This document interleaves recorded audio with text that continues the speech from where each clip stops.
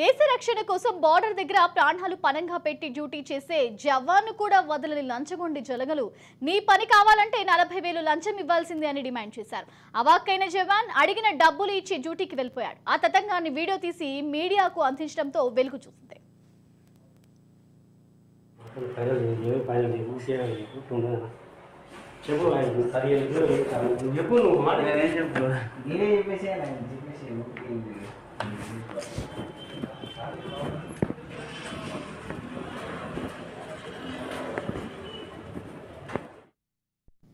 రంగారెడ్డి జిల్లా కొందుర్గు మండలం విశ్వనాథ్పూర్ గ్రామానికి చెందిన అశోక్ రెడ్డి అనే సైనికుడు తన పొలానికి సంబంధించిన ఆర్ఓఆర్ పహానీలు కావాలని తహసీల్దార్ ఆఫీసులో దరఖాస్తు చేసుకోగా అతనికి చేదు అనుభవం ఎదురైందని తెలుస్తోంది. అదేంటో చూద్దాం.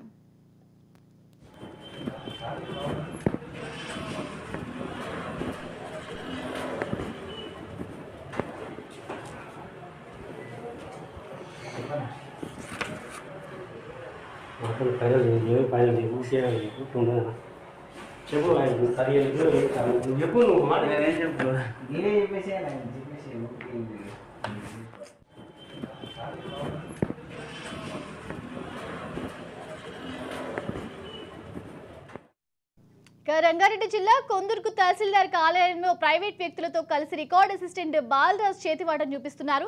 అతడికి డబ్బులు ముట్టు చెప్పకుండా తహసీల్దార్ కార్యాలయంలో ఎలాంటి పని అయ్యే పరిస్థితి కనిపించట్లేదు. ఉన్నతాధికారులు కూడా సదరు అసిస్టెంట్ ముడుపులు అందిస్తుండటంతో అడిగే దిక్కే లేకుండా పోయింది. ఆయన యథేచ్ఛగా దందా కొనసాగిస్తూ అందిన కాడికి దండుకుంటున్నాడు.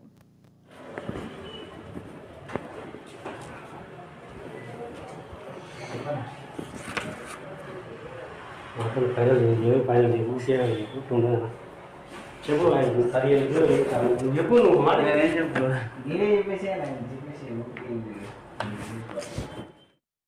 ఇక 40,000 ఇస్తేనే నీ ఆర్ఓఆర్ పహానీలు ఇస్తామని రికార్డ్ అసిస్టెంట్ బాలరాజ్ సదరు జవాన్ అశోక్ ని డిమాండ్ చేశాడు. అందుకు జవాన్ ఒప్పుకోకపోవడంతో అతని డాక్యుమెంట్లు ఇవ్వకుండా ఇబ్బందులకు గురి చేశాడు. ఇక చేసేదేమీ లేక జవాన్ వారికి 30,000 రూపాయలు ఇచ్చి ఆ తతంగాన్ని అంతా వీడియో చిత్రీకరించాడు. తిరిగి ఆయన తన డ్యూటీకి వెళ్లిన తరువాత ఒక సెల్ఫీ వీడియోతో పాటు లంచం తీసుకున్న వీడియోస్ మీడియాకు అందించడంతో అసలు విషయం వెలుగులోకి వచ్చింది.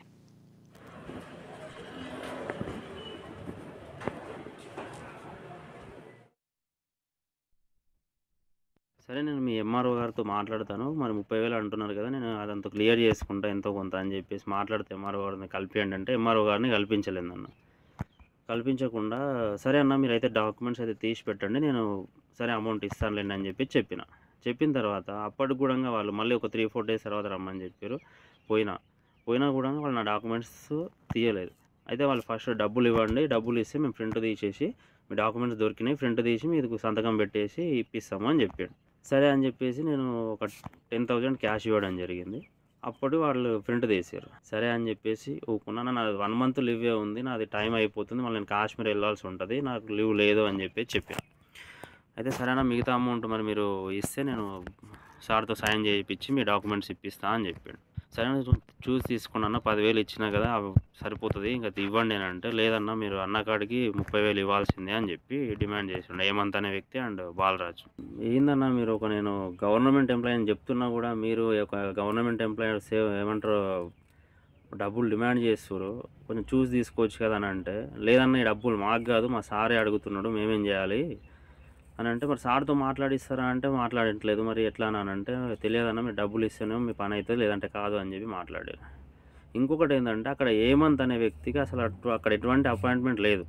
అప్పటికైనా తను జనాల నుండి డబ్బులు డిమాండ్ చేసుకుంటూ బాలరాజ్ అండ్ హేమంత్ ఇద్దరు రికార్డ్ సెక్షన్లో ఎంత ఘోరంగా అమౌంట్ తింటున్నారంటే